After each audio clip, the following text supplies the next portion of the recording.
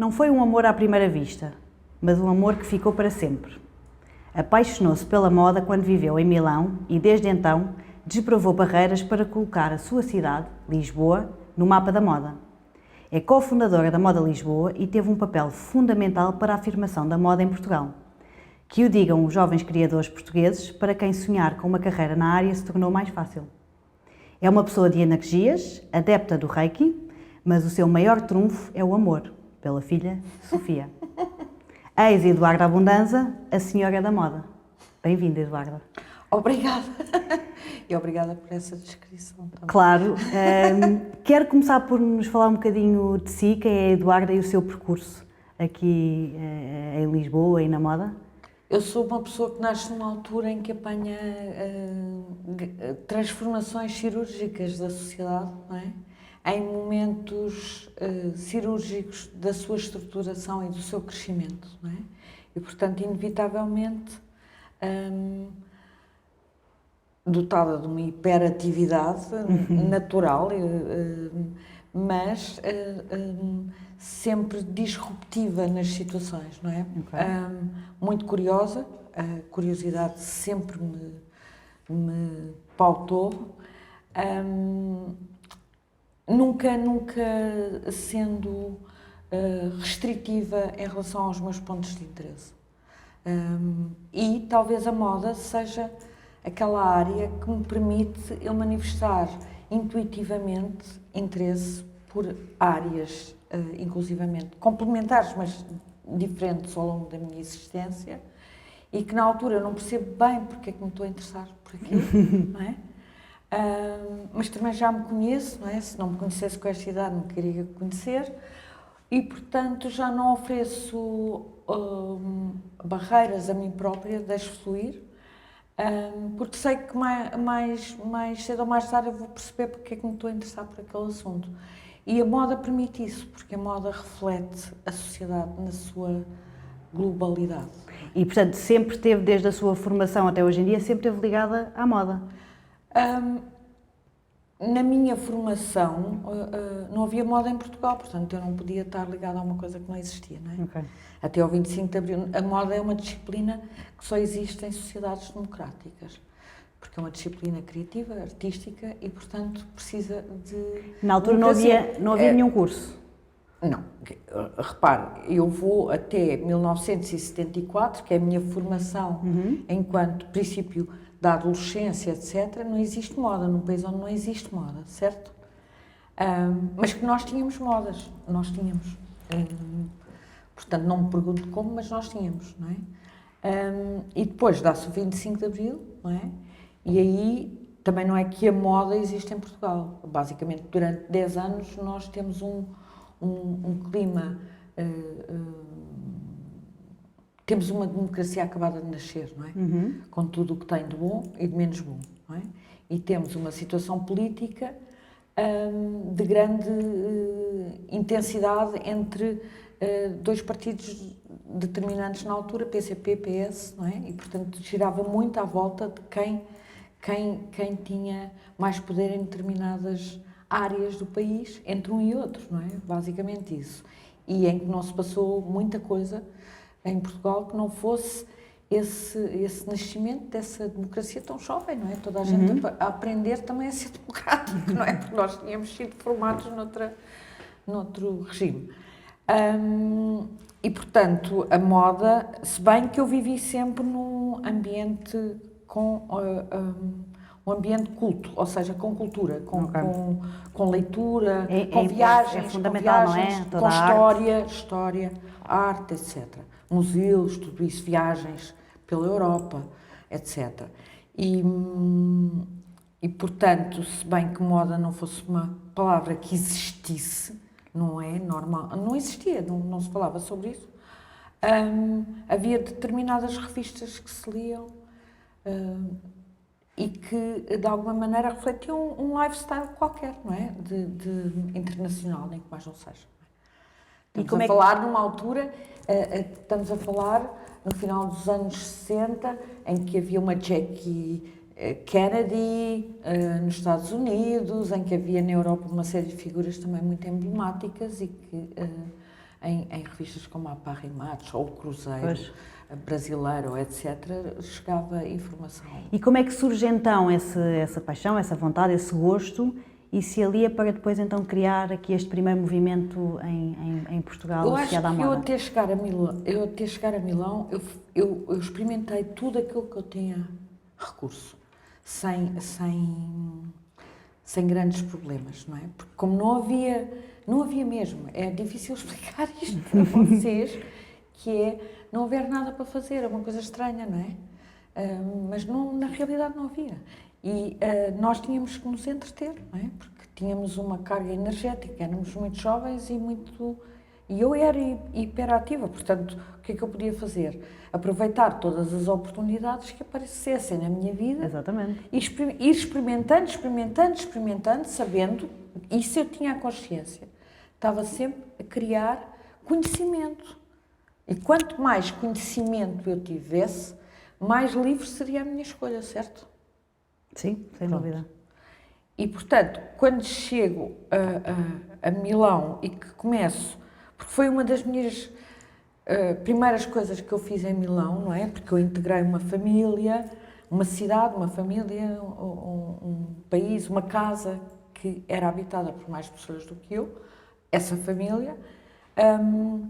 Eu também comecei a ter atividades que me eram atribuídas, não é? Para esse bem coletivo, como toda a gente numa família tem. E, portanto, a minha primeira atividade foi ir à tabacaria de manhã, não é? Porque eram coisas que me eram simpáticas. Passear os cães, eu sempre tive uma... Mas qual era o objetivo desse... Ir à tabacaria era comprar todos os jornais e todas as revistas do dia, não é? E passear os cães e ir fazendo o reconhecimento do sítio onde eu estava, certo? Ok. Portanto, eu ia comprar os jornais e as revistas para as pessoas lá de casa, mas também podia comprar para mim. E foi quando encontro essas bancas, não é?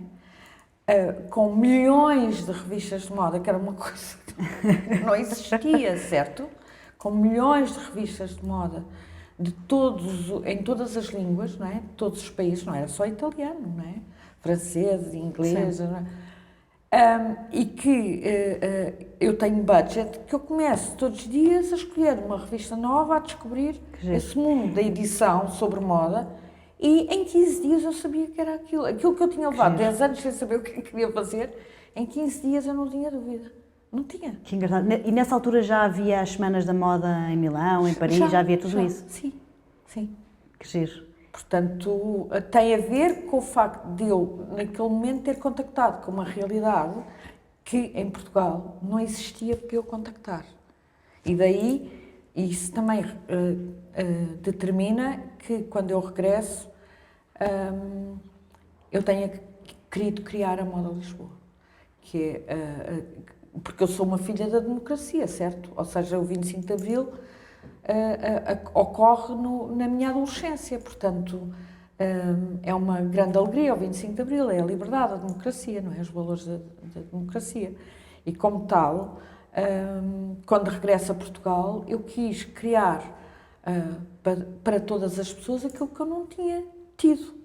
Ou seja, foi quase natural. Foi natural. E também porque, para mim, democracia era um país que oferecia aos seus cidadãos o conjunto de oportunidades que os outros países ofereciam, sem que nós tivéssemos que emigrar para outro sítio qualquer para poder trabalhar em moda, que tinha sido aquilo que me tinha acontecido.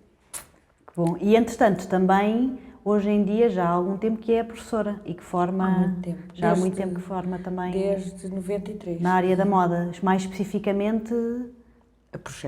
Projeto. Design. Muito bem. Como a própria Eduarda disse, e já tinha lido, diz que a moda é a disciplina que mais reflete a sociedade. Uhum. O que é que diz a moda portuguesa sobre nós? O que é que diz? Logo uma primeira coisa que diz, e que é muito verdade, que é que os portugueses ainda é um caminho que se faz caminhando, não há como, mas que nós ainda temos uma baixa autoestima, que foi muito melhorada nos últimos anos, não é? Mas que ainda temos um caminho para percorrer de proteção dos nossos ativos criativos e da nossa história, da nossa cultura, de orgulho, etc. Portanto, o português continua a consumir mais facilmente marcas com grandes campanhas de marketing do que os seus criativos, não é? Pronto. E isso é uma coisa que a moda portuguesa reflete, que é nós ainda estamos muito chapados naquilo que é a moda global, a moda que se vende em todas as cidades. Portanto, para nós é importante ter cá, são processos, não é? Sim, são sim, processos sim. De alguma forma isso é transversal a qualquer área, não é? Eu acho. Porque nota-se, por exemplo, na música é mais recente os artistas nacionais também a ganharem muita voz e a serem consumidos nos nossos festivais, nos nossos... Exatamente. E, portanto, a moda também acaba por ser um reflexo disso, da nossa forma de... Mas, de qualquer forma, eu sinto a diferença, em termos gerais, do nosso panorama, que há uma vontade de consumirmos o que é nosso e de gostar. Tem que haver, até porque toda a gente fala sobre um assunto que se chama sustentabilidade e, portanto, tem que consciencializar também que sustentabilidade não é só separar a casca da banana do pacote de cartão, não é? Isso é o beabá, não é? Aquilo que se ensina às crianças logo quando elas começam a andar. Já estamos numa fase mais evoluída das coisas e, portanto, a sustentabilidade também passa pela produção local e por proteger aquilo que são as produções locais, então na Europa, estamos a falar da Europa, e que, de alguma maneira, são os contentores culturais da Europa, e a Europa continua a ser um território que tem um histórico cultural imenso e que está na base também das culturas ocidentais, não é? Portanto, a produção cultural, a produção local é uma consciência sustentável também, que é, eu sei que estou a comprar um produto que é controlado, que tenho a hipótese de saber como é que foi feito, que o seu processo de fabricação também é controlado por regras, por leis, por contratos de trabalho, sem trabalho infantil, sem nada disso, não é? E que não está a gastar 50 mil emissões porque não vem do outro lado do planeta, não é? E que, portanto, estou a criar a possibilidade para as comunidades que me são próximas de existirem. E, portanto, é todo um sistema equilibrado, sim, certo? E que, de uma forma geral, em termos gerais de Portugal, acho que ainda é pouco, mas já se nota essa vontade e esse movimento das pessoas quererem fazer exatamente o que a Eduardo estava a dizer. O local, a reutilização, etc. Mas há que ter noção que as pessoas vivem muito também por marcas, não é? Por motivação, e sem marca... Não, não é? Mas é assim, nós temos poucas marcas em Portugal, não é? Nós não temos um histórico, enquanto país, de marca, temos um histórico de fabricação sim, mas de marca, de criação de marca, por exemplo, parece que temos medo como são os nossos vizinhos, os únicos que são nossos vizinhos, que é a Espanha, não temos mais vizinhos, depois temos os peixes, os peixinhos, os tubarões, mas território é a Espanha, e a Espanha é um exemplo de criação de marca, não é? Nós não temos esse histórico, não vou estar agora a enverdar por aí porque é que não o temos, não é? Mas porque tivemos sempre éramos uma célula de produção, digamos, não é? E porque o país é pequeno, não é? O país é muito pequeno. Como é que compara, por exemplo, o comércio dos novos estilistas nacionais cá com outras capitais, com Espanha ou com outras capitais da Europa? Acho que a Espanha, exatamente, porque é um território gigante, não é? Assim, eu se for a Sevilha, não é?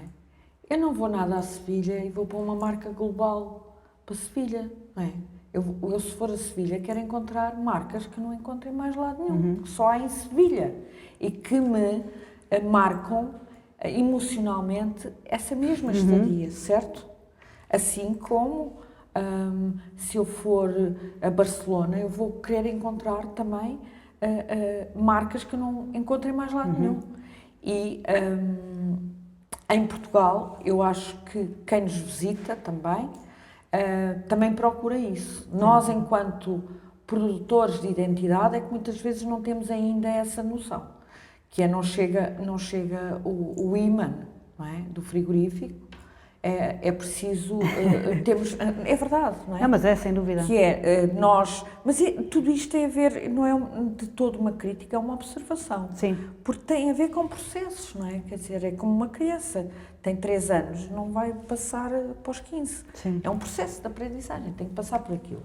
E Portugal há de chegar à altura em que irá valorizar tanto as suas marcas, o seu produto único, porque irá perceber que isso é valor acrescentado. Sim, sem dúvida. Portanto, a questão aqui é acelerar esse processo, é estar sempre a fazer pequenos movimentos no sentido de fazer com que o processo seja mais rápido, não é? Porque os nossos criativos na área da moda dependem disso, dessa percepção do público português também. E neste momento, Lisboa é uma boa casa para estes criadores nacionais? É uma boa casa no sentido de toda a estrutura que a Moda Lisboa lhes garantiu. No entanto, nós não os encontramos na rua, como encontramos outras marcas, e tem também a ver com a mudança da cidade acelerada, com a entrada do investimento de capital estrangeiro, do mix de pessoas que vivem em Lisboa. A transformação da cidade foi muito rápida, não é? Eu, como estou nas zonas históricas, não é? Houve durante um ano e meio, era quase diária, não é? Portanto, ia para casa e quando voltava... Reparava em qualquer coisa nova? Sim. Ou a rua fechava porque ia para obras, ou o autocarro já não passava ali, ou os tuk-tuks soltavam... Todos os dias havia uma coisa nova. Portanto, a nossa capacidade de resiliência e de adaptação também tem que ser louvada, não é? Sim. Porque, como foi muito rápida, não é? Houve, de alguma maneira, um esmigalhamento aí pelo caminho, não é? Mas os processos não são lineares todos, E se calhar conseguimos nós pensar maior, achar que nós temos essa capacidade e que nos podemos propor naturalmente, algo... E o crescimento não é uma coisa que fofinha, às vezes dói, não é? Quando tem, às vezes, quase sempre. Sim. Eu tinha um amigo que cresceu tanto fisicamente, mas a sua parte cognitiva, a cognição, o pensamento e não sei o quê, não estava preparado para a sua nova tipologia física, porque ele cresceu, imagine, em 5 meses ele cresceu não sei quantos centímetros, não é? Então, partiu tantas vezes a cabeça em casa, não é? Por causa da porta do armário, mentalmente ter uma nova noção de si próprio, que teve que andar de capacete de moto em casa durante 1 ano e meio. Em casa. A sério? Não tem a ver com a relação com a rua. Tem a ver com a relação, porque a casa não muda, quem muda somos nós é que crescemos. Por isso é que nós, quando somos crianças, falamos sempre, a minha casa é tão grande, porque nós vemos a casa numa escala e numa proporção diferente. As casas das crianças são sempre muito maiores do que quando elas crescem já se têm casas mais pequenas. Não quer dizer que muda assim tanto, é a sua percepção. Portanto, nós tivemos um processo de crescimento muito violento, não é? Acelerado, e isso magoa, não é? Isso que tivemos que andamos agora mais de capacete, magoamos-nos menos. Mas isto para dizer que já conseguimos encontrar muitas referências nossas em termos de comércio, mas os criadores nacionais ainda ninguém investiu nessa parte. Okay. E, portanto, se ninguém investiu, alguém vai ter que investir. Sim. Tem que se acelerar o processo. Percebe o que eu quero dizer? Sim, porque sim, a seguir vem tudo de arrasto. É preciso dar. E exemplo gera exemplo, não é? É normal. A Eduarda fala, e já falou aqui, que Lisboa evoluiu imenso e tornou-se uma cidade muito mais cosmopolita do que era há 20 ou 20 e tal anos, no caso do início da Moda Lisboa. Eu lembro-me, quando era miúda, bastante mais novinha, de ir à Moda Lisboa Sim. e era quase o evento único da cidade. Lembro que era uma privilegiada de poder estar na Moda Lisboa, mas mesmo em eventos em geral, Eu sei. não havia quase eventos, aquilo era de facto... Era o evento. Era o evento, Sim. era o evento.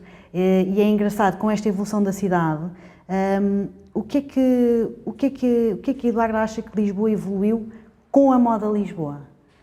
É imenso aquilo que Lisboa, enquanto cidade, ganhou com estes anos de Moda Lisboa. Nem sei contabilizar isso, porque nós fomos o megafone da Lisboa cosmopolita, moderna, autoral, não é? Durante muitos anos em que, durante períodos em que não havia mais megafones, não é? E depois em períodos em que outras áreas começaram a mexer também, não é? Mas nós sempre a comunicar a cidade. Por exemplo, uma coisa que eu... por exemplo, a marca Moda Lisboa. Durante anos e anos e anos só nós tínhamos Lisboa enquanto marca, ninguém tinha isso como marca. Verdade, só e pelo parecia uma coisa, aliás, sofremos muito pela não percepção interna do nosso trabalho, que é, a partir do momento que passa para um território comunitário, a partir do momento que estamos na comunidade europeia, naturalmente a ideia de país é mitigada, ou seja, tem menos valor, são as cidades que ganham relevo, é óbvio, certo? Porque inicia-se todo o movimento do marketing das cidades.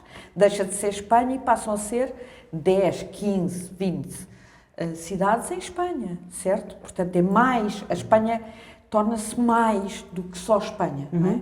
E, portanto, quando nós criamos a Moda Lisboa, durante muitos anos, tipo, como se nós fôssemos regionais, nós estávamos a comunicar uma marca que sabíamos que iria, mais cedo ou mais tarde, ter um valor muito superior ao do país, inevitavelmente, porque tem a ver com o trabalhar um território que é feito de cidades, não é?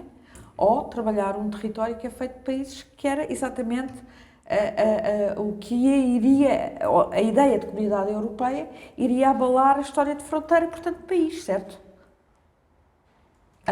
E, portanto, nós sabíamos isso. E hoje em dia tudo se chama Lisboa. É verdade. Portanto, nós temos uma marca que hoje em dia até pode ser banal, mas que não é banal porque nós temos 30 anos de história agarrada a ela. Exatamente. E uma coisa que eu achei, gostei muito na história do Lisboa Green Capital, que é, muitas vezes nós discutimos esta questão do Lisbon ou Lisboa. Ou Lisboa. Sendo que usávamos o resto da terminologia como Lisbon Fashion Week. Não é? A nossa marca era não Lisboa é Lisbon. Fashion Week, pois era. É Lisboa. Muitas vezes nós usamos, mas não é essa que está registada. A que está registada é Lisboa Fashion Week. Isto porquê? Porque, independentemente de ter uma tradução, nós usamos o nome da nossa cidade, é Lisboa, ponto. E, portanto, iremos, nesse processo, também ensinar o mundo inteiro a dizer o nome da nossa cidade, certo? E a Lisboa, Green Capital, também é Lisboa, não é Lisbon, é Lisboa. Isso é bom. Sim, e faz todo o sentido em termos de saber quem somos, saber o que é que estamos a promover e onde é que se quer chegar. Sim, mas isto é todo um processo de pensamento e de questionar as coisas que nós tivemos que o fazer muitas vezes criando brainstorming sem ser oficial, não é? Colocando a questão a várias pessoas e ouvindo o que é que elas têm a dizer sobre isso, porque também não tínhamos meios para fazer estudos e porque a nossa intuição era muito forte neste processo, não é? E o estudo de como é que as coisas se processavam. Pois. E, portanto, se bem que tivéssemos, às vezes, alguns solavancos pelo caminho, porque o que estava à nossa volta não percebia a dimensão da nossa missão, mas nós sabíamos que havíamos lá chegar. Exatamente. E sendo que houve evolução no estilo dos lisboetas? Sim, claro. Claro, e posso dizer uma coisa que nos dias de hoje pode parecer horrível, mas eu toda a vida disse coisas fora do tempo, portanto é muito diferente, que é, nós temos consciência do que é que as marcas globais e massificadas têm de mal, não é? Ou seja, o facto da indústria da moda ser tão poluente globalmente, não é propriamente a indústria da moda portuguesa, ela é muito certificada, a nossa, não é? Mas no cômpito geral é uma das indústrias poluentes. No entanto, as marcas globais e massificadas não têm tudo mal, não é? Elas também tiveram alguns papéis e no nosso caso, no caso português, que temos os portugueses têm um ordenado mínimo muito baixo, não é? Nós ganhamos muito pouco. Nós não, é ótimo vir de fora e viver em Portugal, mas para quem vive cá e trabalha cá é difícil. Nós temos um taxamento muito alto e um ordenado muito baixo, não é? Ainda. E, portanto, o facto de repente haver marcas que estão ao alcance dos portugueses todos e que lhes permite também exercitar o seu estilo, porque o estilo é uma coisa que tem que se procurar, tem que se exercitar, não é?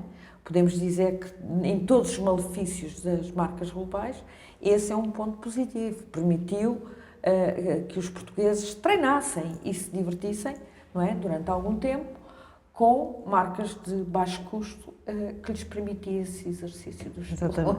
Pronto, hoje em dia isso é um discurso que não é sustentável, não é? Mas estamos todos conscientes disso, não estamos a falar disso, estamos a falar que numa determinada altura serviu um propósito. Sim, ponto. exatamente. Sim. Exatamente. E, entretanto, nos últimos anos, e nomeadamente desde a mudança da lei do arrendamento, houve uma evolução muito grande. Lisboa ganhou pessoas, ganhou turistas, ganhou investimento, ganhou uma série de coisas. Acha que a moda nacional, chamemos-lhe assim, como é que tem tirado proveito disso? Ou a moda Lisboa em si, deste repovoamento da cidade, desta alteração e estas mudanças que a Eduarda falava? É muito recente ainda. Okay. E, de alguma maneira, é isso que eu estou a dizer. Até agora, acho que andou toda a gente um bocadinho de capacete, por uma razão, que é as lojas que havia de criadores, com a alteração da lei das rendas, não é? Também foi um processo sofrido, não é? Okay.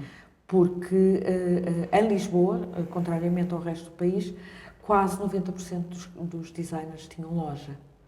Okay. E o que era uma coisa boa, certo?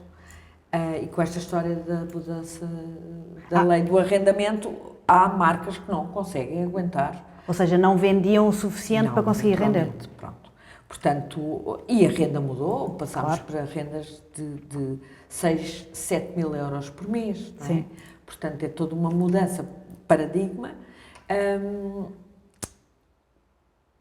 que são processos, lá está, dolorosos de crescimento. Portanto, nós neste momento estamos em perca nesse sentido, não é? Porque houve muitas lojas que se perderam nesse rodopio. Claro. Mas, como eu sou uma positivista, não é?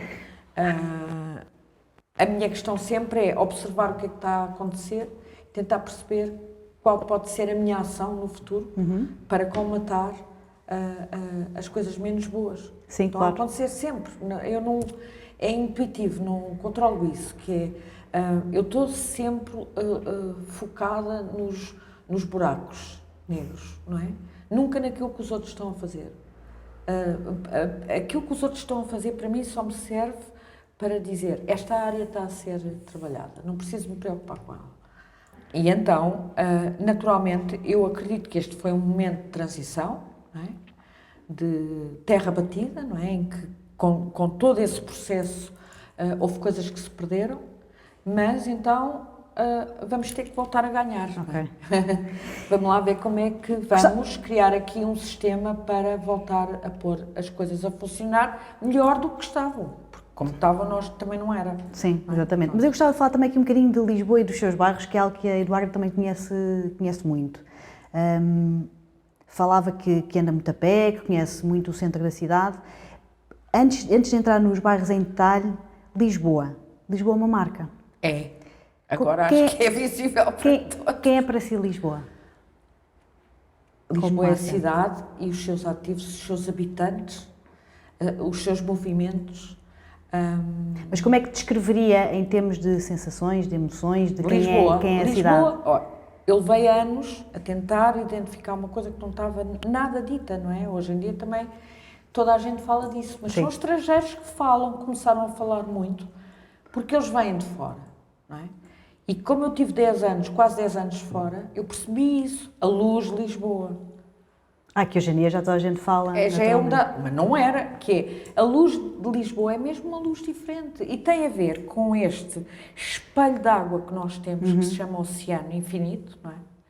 E que nós só temos fronteira com a Espanha, portanto nós temos um espelho de água que reflete essa luz, não é? E que nos faz ter na cidade uma luz diferente daquilo que são a luz das outras cidades.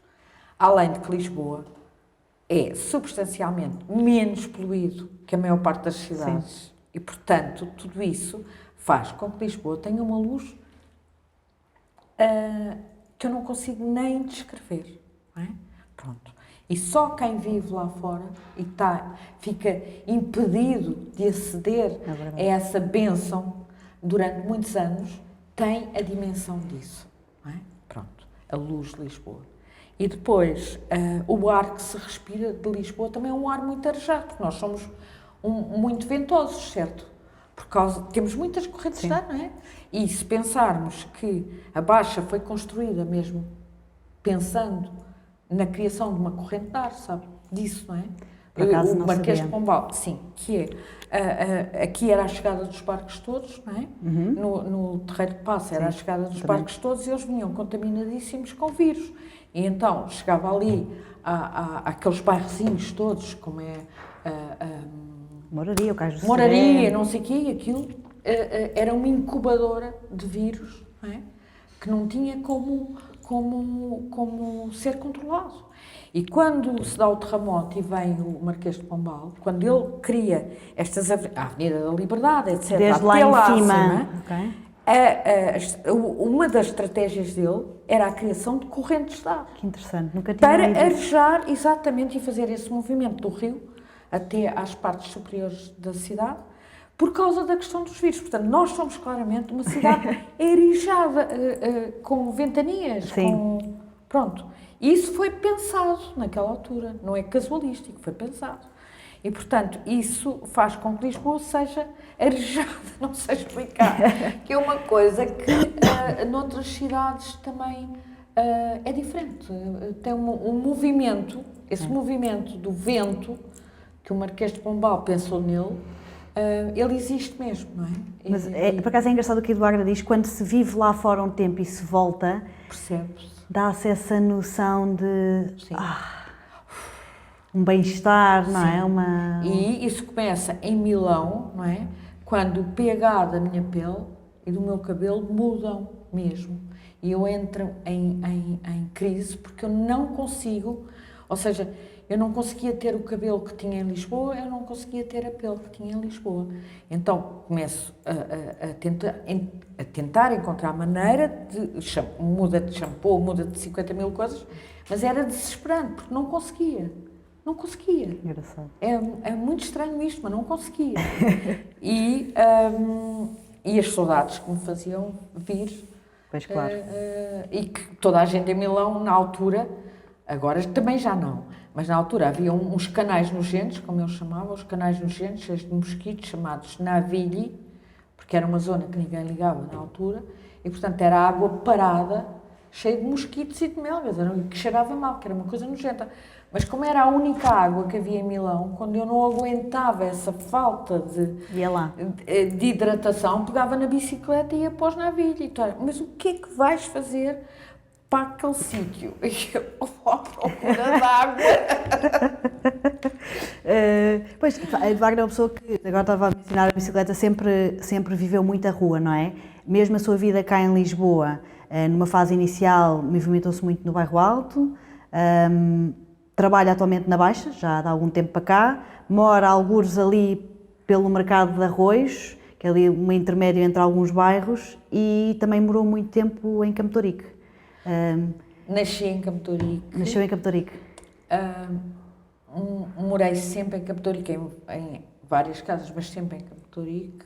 A minha família toda morava em Campo de Ourique. A indústria do meu pai era em Campo de Ourique. E depois fui para Milão, depois vim e a minha primeira casa foi em Alcântara, não me dei nada bem, e depois consegui voltar a Campo de Ourique. E, portanto, vivi, a Sofia nasceu também por ali, andou nas escolas ali, etc. E depois tive uma casa na Lapa, depois tive uma casa na Rua da Misericórdia, depois tive uma casa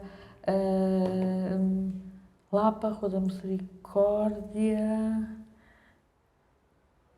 Avenida João 21, e agora estou perto da Alameda.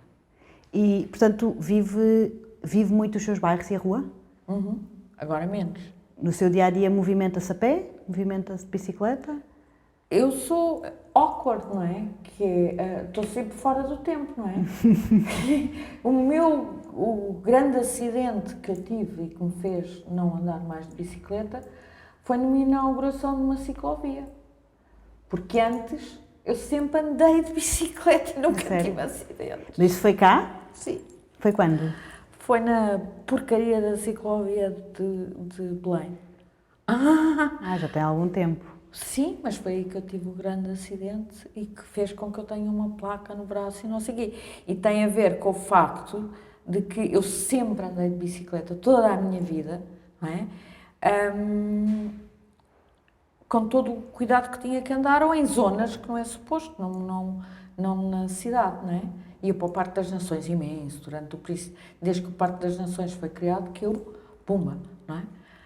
Agora, de repente, eu tenho uma ciclovia que é inaugurada e eu acho que pela primeira vez na vida tenho uma estrada para mim, certo? Sim. E de repente aparece-me famílias, bêbados, tudo. Que não tinham a mínima noção. Que não tinham a mínima noção que aquilo não era passeio, era uma ciclovia. Pois, que eu também já estava habituada a Milão ou... A tudo.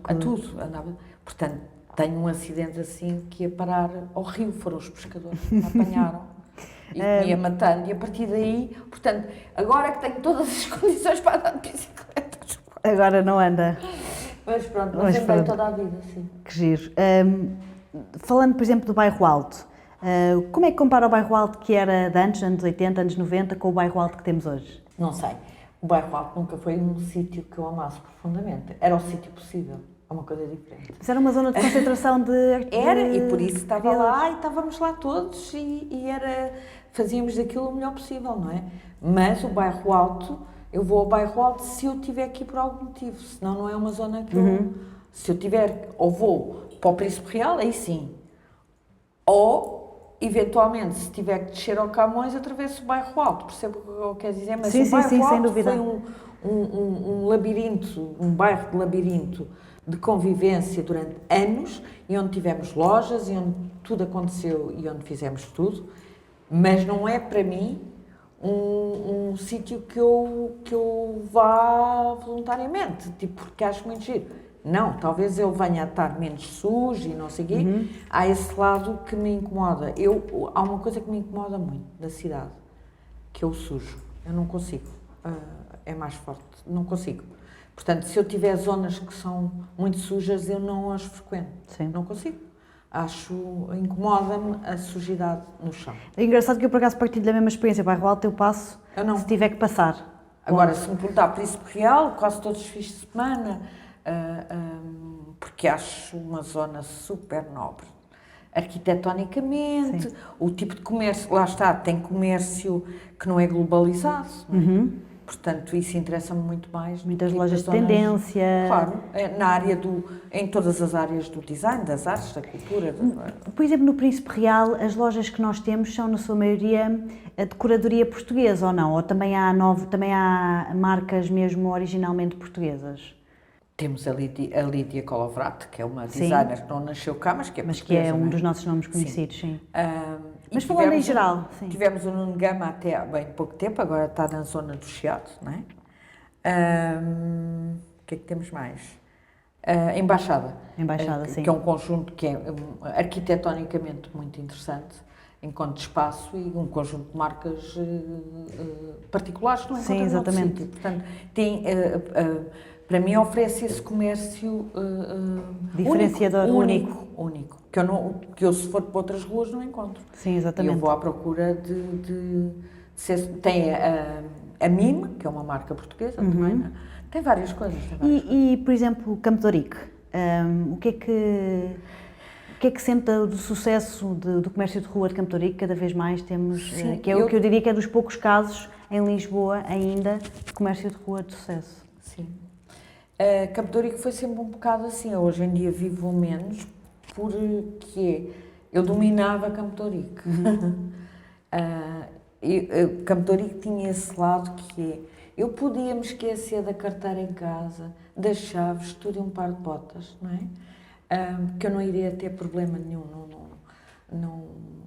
porque cada passo que eu dava, ao sábado, cada passo que eu dava eu encontrava alguém.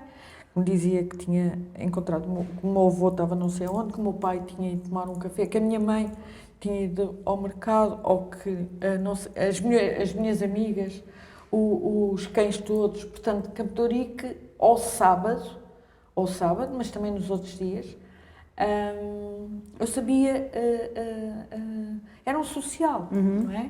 E uma proteção. Imagino o que é isto não acontecia na Lisboa moderna, não é? Sair e entrar num café e de repente, esqueci-me da carteira. No problem, não é? Sim. Quer dizer, conheço antes de ter nascido, quer dizer. Não, mas é importante esse tema de bairro e de se conhecer, não é? E a vivência de bairro.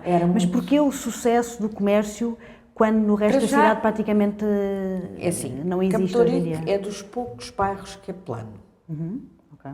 Certo? Certo. Isso é uma coisa, isso interfere, não é? Eu fiz obras da Casa de Campo de Ourique, passei 7 meses numa casa alugada na Lapa e só queria voltar à minha casa de Campo de Ourique, não é? Porque na Lapa eu subia e descia para qualquer coisa, não é? Campo de Ourique é plano e, portanto, sendo plano, propicia o passeio. E propiciando o passeio, o comércio é mais possível. E como é uma tipologia de bairro que as ruas são planeadas, não é? Aquilo é uma quadrícula, não é? Basicamente, é uma quadrícula. E os prédios, a construção arquitetónica de Campo de Ourique tem sempre essa tipologia de lojinha, não é? No resto do chão, muito.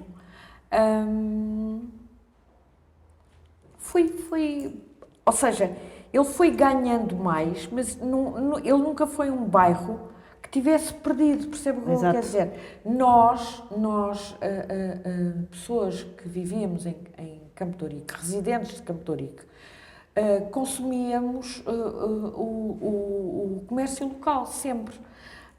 Muitas vezes eu ria-me e dizia, eu não tenho que sair do meu bairro para nada. Isto, que era a minha consciência, devia ser a consciência de toda a gente, que é, enquanto que as outras pessoas têm que ir à Baixa, não sei o quê, às avenidas novas, não sei o quê, ou ao centro comercial, não sei o quê, nós, em Campo de Ourique, não temos que sair do bairro para nada. Temos lâmpadas, temos roupa de bebê, temos meias, temos cuecas, temos cabeleireiros, temos massagens, igrejas, mercado, sei lá, temos tudo, cemitério, colégios, Inclusive. sempre tivemos colégios em Campo de Ourique, muitas escolas, liceus, colégios, escolas primárias, escolas secundárias, tivemos sempre isso no ambiente de Campo de Ourique e isso fez com que se fossem fixando as coisas e não ir embora. Porque no fundo é isso que se pretende voltar hoje um pouco, com todo este movimento que já falámos, de voltar a ter isto em todos os bairros da cidade, não é? Para permitir esta sustentabilidade e esta vida de bairro, vida ao ar livre. Bairro, sim. E não precisa mesmo sair. Tem jardins. Tem tudo. Tem tudo e é um walking distance, faz tudo a pé. Vai até ao Jardim da Estrela, a pé, volta, não é? Tem a quantidade de coisas que existe ali é incrível. É incrível. E foi dos primeiros bairros a ser vivido por estrangeiros. Num certo sentido, comunidade francesa. Isto porquê? Por causa do Charles de Pierre, do Exatamente, do Liceu Liceu Francês. Francês. Pela existência do Liceu Francês, fixou muita da comunidade francesa, de há muitos anos, não de agora, nesse bairro, porque era um bairro cozy, friendly, simpático, não é?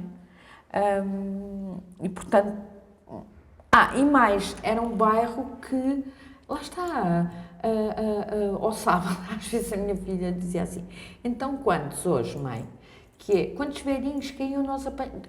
Toda a gente apanhava os velhinhos.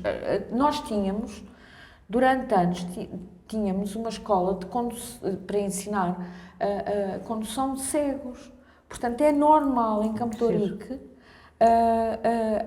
Nós éramos um bairro que nos passeios tínhamos uma quantidade de cegos que não havia nos outros bairros porque eles iam para a escola. Era possível. Iam para a escola. Portanto, esse lado da interajuda comunitária existiu sempre ali. Pois. Porque toda a gente ajudava a atravessar ou a avisar que havia um obstáculo que não devia estar ali, não é? Um caixote de lixo fora do contexto, um carro que subia para cima do passeio que não devia lá estar, etc. Como é que nós conseguimos replicar noutros bairros que não têm esta esquadria, todas estas instituições ou tudo o que falou, como é que nós conseguimos permitir isto numa série de outros bairros da nossa capital? Acho que passa muito também pelas juntas de freguesia. Não é? E que eu acho que a junta de freguesia é um elemento que pode ser muito importante nas comunidades locais. Não é? Um bairro é uma comunidade local, certo? E que a relação com a junta de freguesia pode ser determinante. E eu digo isso em detrimento de outras coisas. Não, se calhar é chato eu estar a dizer isto, mas é verdade. Não queria estar em por exemplo, a grandes... junta de freguesia de Campo de Ourique foi uma junta de freguesia sempre muito... resolvia, ajudava, potenciava, não é? Não era impeditiva, não é? Eu, por exemplo, vejo o exemplo de uma junta de freguesia que eu não tenho e sou tenho muita pena que não seja a minha junta de freguesia, porque acho incrível o seu trabalho, que se chama a Junta de Freguesia de Arroios. Que não é a sua, não vou dizer qual é a minha, mas lamento muito, só que não é a minha, repare. Metade da minha rua é Arroios e a outra metade não é. Portanto, eu sei o que é que estou a dizer, porque até metade da rua a ação é de uma maneira e na outra metade da rua a ação é de outra maneira. E, portanto, a junta de freguesia tem um papel importante nas comunidades. E no meu caso não tem, não é? A minha zona é suja, tem muito lixo, não tenho comunicação da junta, os saquinhos dos cães é porque eu estou numa rua que tem as duas, portanto, tenho lá a junta de freguesia de Arroios, são da junta de freguesia de Arroios, da minha não. Mas como é que fala, sem entrarmos muito, porque Sim. é normal nesse tema que ainda é chato e que não está a 100% na Lisboa, da sua zona em geral, portanto o passeio pode ser Arroios ou de outros bairros que ali à volta, como é que sente o comércio, as lojas, a rua, como é que sente a sua evolução? Ele está a mudar também, mas eu neste momento consigo já fazer algumas coisas que durante toda a vida fiz em Campo de Ourique, não é? Que é, eu já consigo não ter que sair do bairro para ir jantar bem e sem ser em sítios muito notáveis, porque às vezes não nos apetece estar sempre em restaurantes que toda a gente nos está a ver, não é? Não apetece, um restaurantezinho de bairro, uma sim, mas comidinha boa muito bom, portuguesa. sim, mas muito bom, não é? Bom. Vou falar num que se chama Fome, restaurante Fome. Não quero nada com lá todos. Aliás, agora está fechado. Pronto. Mas que é assim, temos bijus ali que já nos permite a nossa existência. Okay.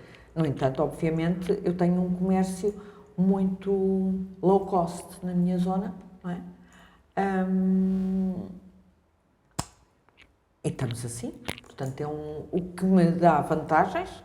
Para onde é que sente a evolução dessa zona, ali a zona entre, no fundo aquilo está aqui entre Arroios, entre Arieira, entre Penha de França, diria algures por aí, ali uma mistura, de uma série de... Eu acho graça,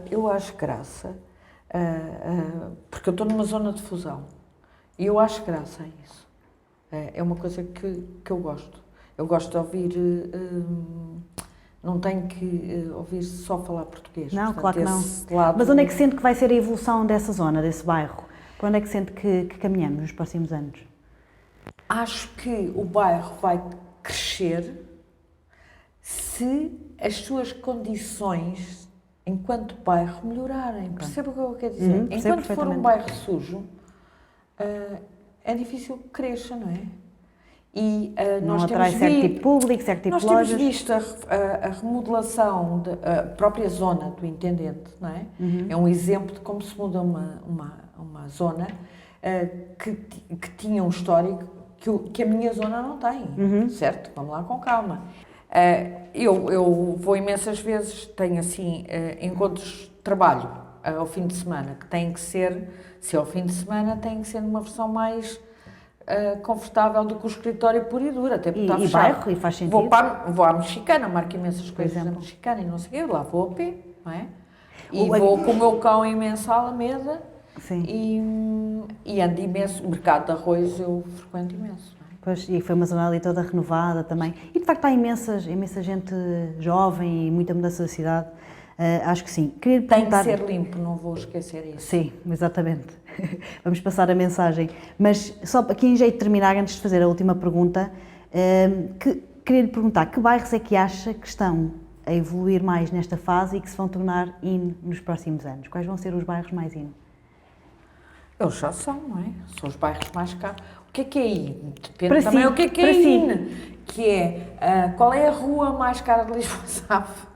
A rua com o metro quadrado, é a Rua de Salitre. Pois, exatamente. Sim. Está estipulada como 1 metro quadrado mais. Sim, mas quando eu falo in, se calhar mais onde é que os portugueses, os lisboetas vão querer estar ou vão querer morar? Os lisboetas já estão muito a sair de Lisboa, vamos lá com calma, não é? Sim. Até porque com todas estas mudanças de Lisboa, enquanto isto não assentar no novo modelo, é difícil às vezes, não é? É difícil. Agora no autocarro... Lá está a tal mudança que falava, não é? Eu tenho uma amiga que sempre mudou na linha e foi ao contrário, o processo ao contrário de toda a gente, por razões não sei o quê, foi obrigada a viver na cidade, na Rua da Prata. E conceptualmente para ela, e foi perder qualidade de vida e foi tremendo. Percebe o que eu quero dizer? Sim, sim. Para mim, que acompanhei o processo à distância, dizia sempre, tu vais amar, porque tu vais ver, ainda não percepcionaste, só percepcionaste o que vais perder, não percepcionaste ainda o que é que vais ganhar, tu vais amar. E então, para ela, com esta história do fecho dos carros da cidade, ela estava feliz da vida, porque ela mora na Rua da Prata, a Rua da Prata vai ter passeios gigantes. Ela está junto à Praça da Figueira, portanto, de repente, eu estava a dizer, eu disse-te sempre que tu ias ser feliz com esta mudança, tu é que não percebias, mas vais. O que é que vão ser? Mas pronto, isto para dizer que eu acho que a Baixa é uma zona arquitetonicamente com potencial, não há memória. Agora, lá está. Se não houver equilíbrio e se for tudo porta assim, hotel, ele deixa de ter vivência enquanto bairro, certo? Sim. Ou comércio muito low cost. Pronto. Agora, a Baixa, do ponto de vista da arquitetura, tem um potencial de casas e de coisas incrível. Sim. Quer dizer, não brinquemos, é a zona com casas maiores, não é? Toda ela, não é? Sim. Porque é Pombalina, por isso, etc. O Príncipe Real que continua. Será sempre. Mas o Príncipe Real é o exemplo de um bairro que foi pensado e que reorganizado, repensado, onde se foi chamar um grupo de pessoas interessantes e que de facto conseguiu ter imenso sucesso por causa disso. Se calhar faz sentido também se conseguimos ter outras pessoas que repliquem essas ideias noutros bairros, não é? Sem dúvida. O Príncipe Real para mim é o sítio, onde eu, porque tem muito, ou seja, eu a partir do Jardim do Príncipe Real, eu posso ir para 50, porque aquilo é central na cidade histórica, eu posso ir para 50 mil sítios, subo, deixo. Se vivermos uma vida a pé ou de bicicleta, exatamente. Eu não uso carro, eu em Lisboa, há pelo menos 15 anos que eu não ando de carro em Lisboa. Sim, acho isso espetacular. Mas isso eu sempre ando de táxi, ando de metro e ando de Uber, pronto, lamento, e pronto. Mas não... Aliás, às vezes há pessoas que me querem dar boleia para sítios históricos, porque vão de carro, porque temos um jantar e não sei o quê, eu digo logo, mas nem pensar, porque eu vou estar horas no carro à procura de estacionamento, eu quero chegar e entrar, estar a saber do estacionamento, eu não faço isso. Eduarda, em jeito de... E acho a Estrela também, a Estrela, sim, o Jardim da Estrela é espetacular. Aqueles palácios todos de São Bento, tudo aquilo. Apesar de depois o bairro todo ali da Estrela e da Lapa ser todo... Não interessa, mas tem... Eu fixo muito pelas casas também, não é? Sim. As casas são aquilo que é a identidade de uma cidade, passa muito pelas casas. Queria dizer uma coisa sobre Lisboa. Sim. Lisboa é aquela cidade misteriosa que nós também não temos, agora acho que já temos essa noção, que é, nós passamos numa rua com um prédio que não vale 100 tostões, assim pequenino, meio tabique, 2 andarzinhos, não sei o quê, uma portinha que não lembra, não passa quase a cama, não é? E a porta abre-se e nós temos uma extensão de jardim do lado de lá, uma existência paradisíaca no espaço de uma porta que ninguém tem ideia. Portanto, Lisboa é essa cidade mágica que é, nós de fora não sabemos o que é que está atrás daquilo. Incrível. Não sabemos mesmo. Enquanto que nas outras cidades nós vemos edifícios históricos, avassaladores de uma arquitetura sólida, duradoura, como em Milão. Milão é tão, no sentido em que nada destrói aquilo. Parece, não é? Aqui abana tudo, não é? Nós ouvimos o vizinho, ouvimos... Bom, mas aquela porta que ninguém dá um tostão por ela, naquele edifício, pode ter um jardim, uma floresta, uma piscina, não está escrito o que é que está lá por trás. Portanto, a minha história de ver uma portinha em Lisboa e espreitar, se está aberta, não é? A casa, espreitar o que é que... A história das vilas, por exemplo. Incrível. Para mim, eu sempre desbravei esta Lisboa, para mim o mistério de Lisboa. E elas aparecem onde menos estamos à espera, não é? E as coisas incríveis, aquela vila da Rua das Taipas, que de repente entrava por... Não interessa, era um portão, e depois entrava e tinha as casas todas, porque ela tinha sido concebida como ateliês para artistas, não é? Portanto, todas as casinhas tinham sido construídas com a orientação da luz, porque eram artistas, pintavam e não sei o quê, portanto a luz era fundamental, toda pensada dessa maneira.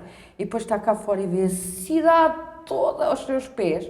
Entrou por um portão operário, num bairro operário, e tem esta grandiosidade. Portanto, Lisboa para mim é isto, é a portinha que não se dá nada por ela e que tem, quem sabe o quê. Excelente. Acho que isto é uma ótima forma de terminarmos a nossa conversa. Queria agradecer por ter vindo, Eduarda, e queria pedir para falar-nos sobre o projeto, ou seja, para nos dizer alguém, um projeto, uma pessoa, que todos os lisboetas devam conhecer, que não tem que ser da sua área, mas algo que gostava de dar a conhecer aos lisboetas. Tem que dizer as moradas? Isso não, um projeto, algo que motive e que faça sentido. Acho que há uma série de galerias de arte em Lisboa de artistas emergentes, não é? Em zonas como é o Príncipe Real e também em zonas de Marvila e Beato, e da mesma maneira que o consumir moda nacional pode ser um problema, porque as pessoas podem dizer é tão difícil comprar moda nacional, ela não está disponível. Não é? E é verdade, e tem razão, portanto vamos olhar e ver, porque está no meu foco essa questão. Na parte das artes plásticas, isto porque estamos a viver um momento em que tudo se mistura outra vez muito, quase uns anos 80, em que as artes plásticas, a dança, a música, há uma nova geração muito grande que toca as áreas todas, portanto elas misturam-se e há todas estas galerias a Rua de São Paulo também, outro exemplo de... Ali do Caixo de Sodré. Sim, que tem espaços lá além. Rua de São Paulo, até me babe só de pensar. Mas está a falar em galerias. Estou a falar em galerias e em lojinhas também que estão a aparecer. Tem que ir lá conhecer, Portanto, respeitar. acho que neste momento, de tudo aquilo que já foi feito e que já foi muito, não é? Ao fechar ruas, ao criar zonas históricas pedonais, como vai acontecer, então é mesmo para atacar no comércio local. Ok. Excelente. Eduarda, mais uma vez, obrigada por ter vindo. Gostei muito de estar aqui à conversa consigo. Acabámos por fazer um bocadinho mais tempo do que é normal, mas acho Agora bom. corta. Não. Mas pronto, obrigada. Vamos vendo por aí. E também espero que, sem dúvida, como a Eduarda disse, temos aqui pano para uma evolução muito giga nos próximos anos, seja da cidade, seja das nossas marcas lisboetas. Todas elas. Está bem, obrigada. Obrigada, eu também.